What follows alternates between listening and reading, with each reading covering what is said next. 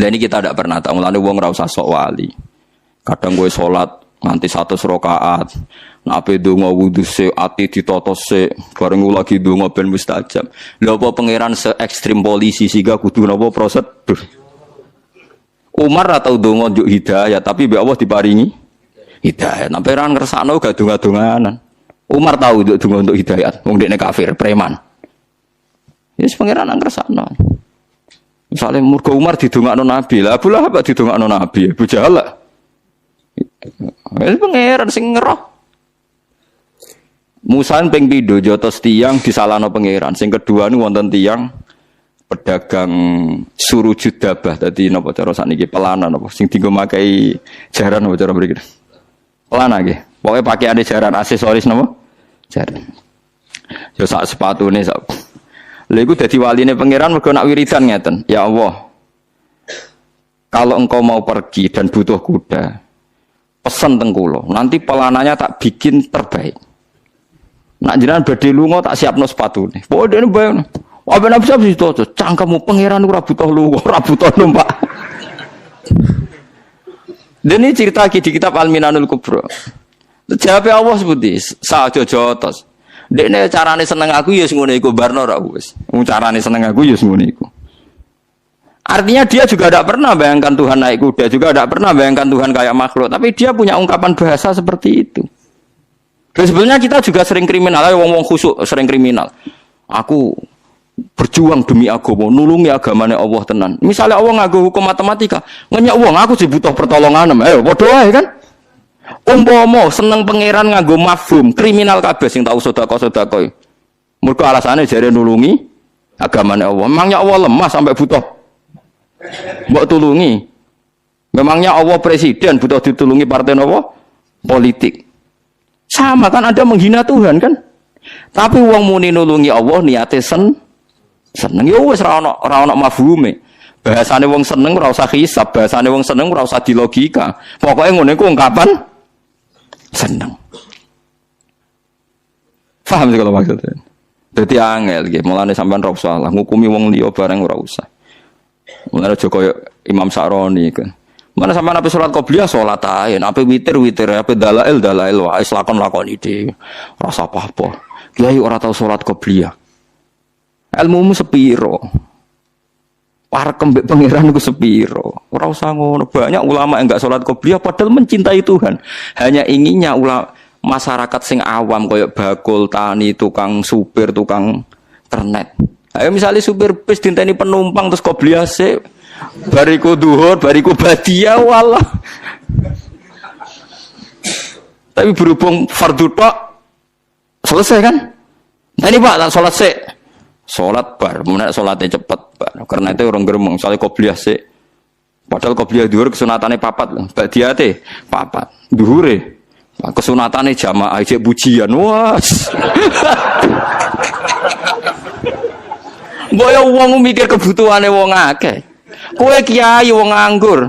Kiai ana sing salam templek penggaweane kiai. Entek qobliyahe tambah salam templek akeh. Lah anak supir, entuk apa? Kowe tambah khusuk citram tambah apik, rezekimu tambah akeh. Lah anak supir. Mbok wong yo mikir. Saiki misale sing kiai dadi supir, jangan-jangan yo di pendapat, wah sebaiknya ndak usah qobliyah. Wong mikir, mulane jogeman gedeng ulama. Sak kliru-klirune ulama iku paling asfaquli ummati Muhammad sallallahu alaihi wasallam. Ora ana wong sayang umat Nabi kaya ulama. Jadi duwe perilaku sing paling awam wis diperhitungno.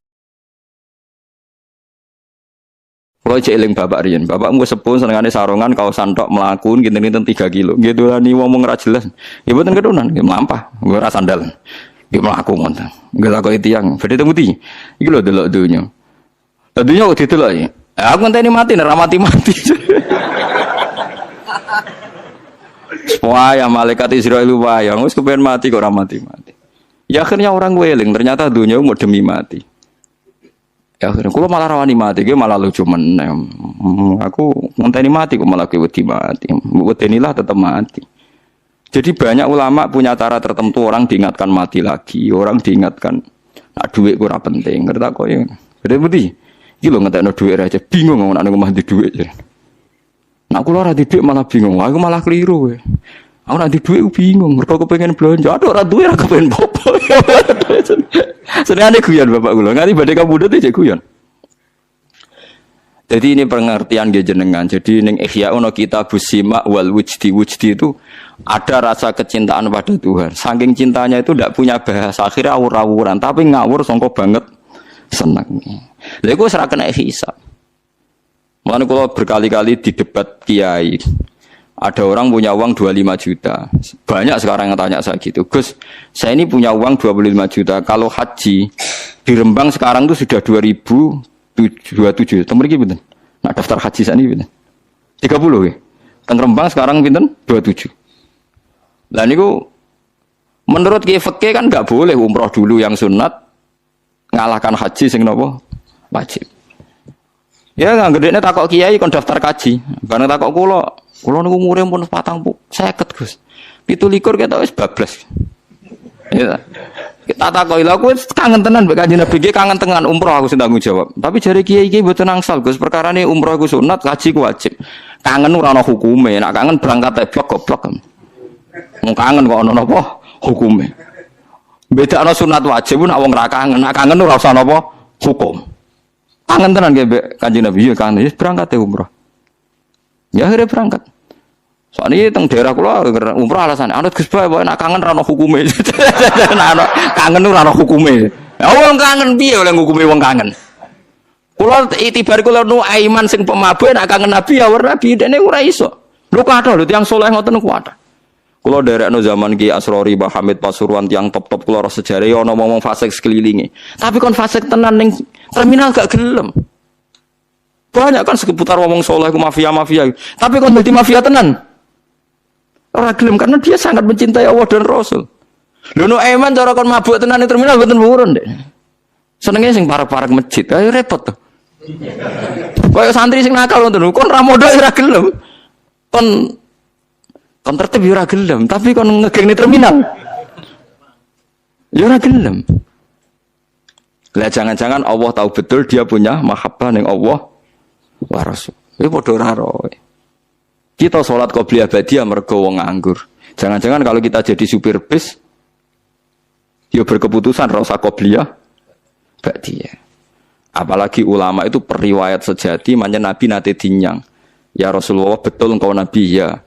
Apa betul memang engkau mau nyuruh kita begini ya? Sholat 5 waktu ya. Tidak ada yang lain ya Rasulullah tidak. Jadi Ramadan ya. Tidak ada yang lain tidak. Itu kan masyhur hadis ini. Pok dinyang pokoknya sak pas-pasi. Salat 5 waktu hal alayya ghairuhunna qala la. Ramadan hal alayya ghairu qala la. Terus terakhir wong Bedui muni fa wawah dek ini sumpah wawah la azidu ala dzalik wala angkus. Demi Tuhan kula akeh ngakoni syariate jenengan pas ora luweh ra kurang. Jadi pas misalnya dhuwur tok asar. Fa wawah la azidu ala dzalik wala angkus. Tapi Nabi jawab apa? Aflaha. Intah apa aflaha in sadaqah dakhalal jannah. Wong iku ahli swarga. Kok nglakoni syariat itu sing pas-pas wae. Dan ini penting. Jadi kita harus sepakat qobliyah badiah itu sunat. Kita sepakat. Saya pun sering qobliyah badiah, mungkin tidak sesering sampean tapi ya pernah. Tapi ini jangan jadi gerakan massal karena kita umatnya Nabi sing satpam pirang-pirang sing supir pirang-pirang sing ya semacam-macam. Mana juga geman ke anut wong abid sing bodoh, ku ngerusak iku. Salat kok berlebihan kok wiridane jek suwi, wacane kudu sakmene. Malah kadang ana mari carane gedhek ngene. Waduh, kok kabeh kok ana carane. Ndak usah berlebihan begitu biasa mawon. Kok kita ora tau roh piye carane mencintaine umat ning Kanjeng Nabi Muhammad sallallahu alaihi wasallam. Mulane masyhur teng Twitter niku masyhur. Dan ini bisa dikonfirmasi tapi masyhur. Cerita ini saya tidak bilang sahih tapi masyhur. Sayyid Muhammad itu pernah mukasafah di makam Rasulullah.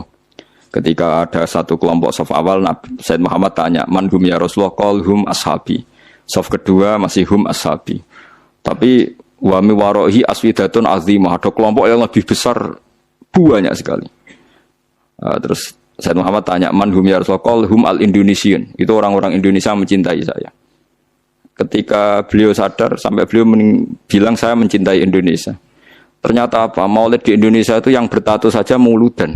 Itu tidak ada di negara lain. Sing ora salat pun muludan. Jadi belum ada orang mencintai Nabi kayak orang apa? Indonesia. Sampai kiai pertama yang terima cerita itu bareng ngecek, waduh, sing tatonan deh muludan.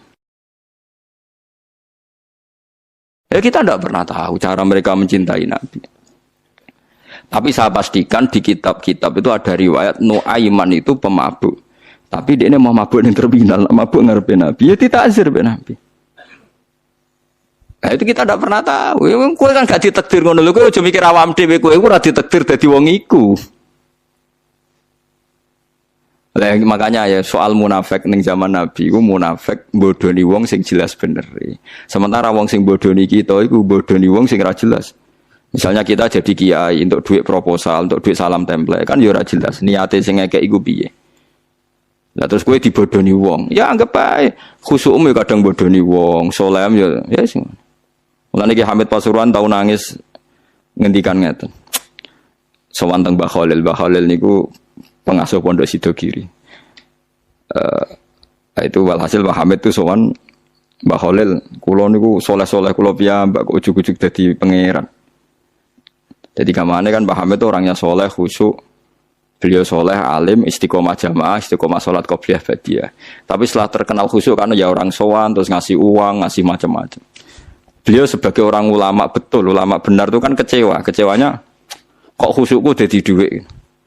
Karena Mbah Hamid raruhin, cara kita orang nggak benar kan, wah ini bagus lah kan gitu. Tapi beliau itu nangis. Nangis sowan Mbah Khalil. Mbah Khalil itu masih mbah-mbahnya istri saya. Mbah Hamid itu ya mbah saya karena misanannya mbah saya. Nggak, saya cerita ini supaya sampean tahu bahwa saya pantas dapat cerita ini. Karena Ki Hamid itu misanannya mbah saya, kan orang Lasem.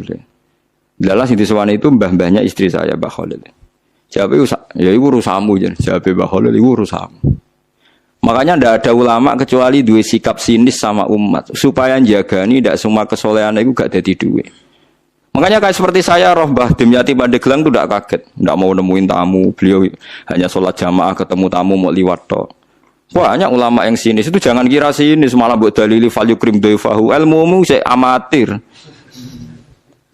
Karena beliau tahu kalau saya terlalu ramah, terlalu terbuka, jangan-jangan semua khusyuk saya dikonversi jadi uang, jadi kehormatan. Padahal saya khusyuk udah untuk ini, makanya ada ulama model Mbah Dim yang tertutup.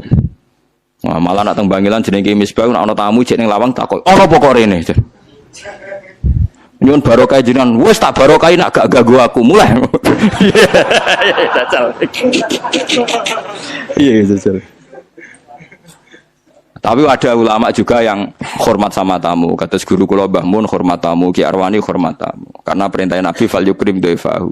Tapi yang ndak hormat tamu ya banyak. Ya sampean tinggal ngikuti mana. Lah nek koyo kowe ora perlu anut, niat anut ora ana tamune lah. Malah penak koyo sampean penak. Niat anut ora ana napa? Ora ana.